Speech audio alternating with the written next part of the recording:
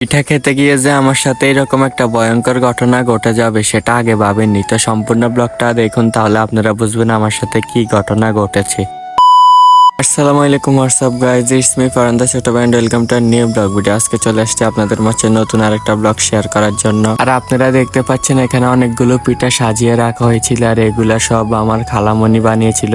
আসলে আমার খালামণি যখনই আমাদের বাড়িতে আসে তখনই উনি পিঠা বানায়, আর এখানে পিঠা তৈরি করার জন্য শিরা করে রাখা হয়েছিল আগে থেকে। পিঠাগুলোকে ডিজাইন করার পর ফার্স্টে কাজ হচ্ছে এগুলাকে তেলে বেজে নেওয়া। তো এই আম্মু দিয়ে দিল তেলের মধ্যে পিঠাগুলোকে, আর যখন এগুলো একটু লালচে বর্ণের হয়ে আসবে তখন ওইগুলাকে উঠে শিরাতে দিয়ে দিতে হবে গরম গরম। আর শিরাতে এগুলোকে ডুবু ডুবু করে পিটো ফিট করে 5 মিনিট বা তার বেশি 7 মিনিটের মতো রেখে দিতে হবে, যেন ভালোভাবে শিরা ঢুকে। শিরা ঢোকার পরে এগুলোকে আমরা উঠিয়ে নিব একটা পাতিলের মধ্যে। আর মাঝখান দিয়ে কাজ করতে করতে আমাদের অনেক খিদে পেয়ে যায়, এই জন্য আমরা চাপার পরোটা খেয়ে নিই।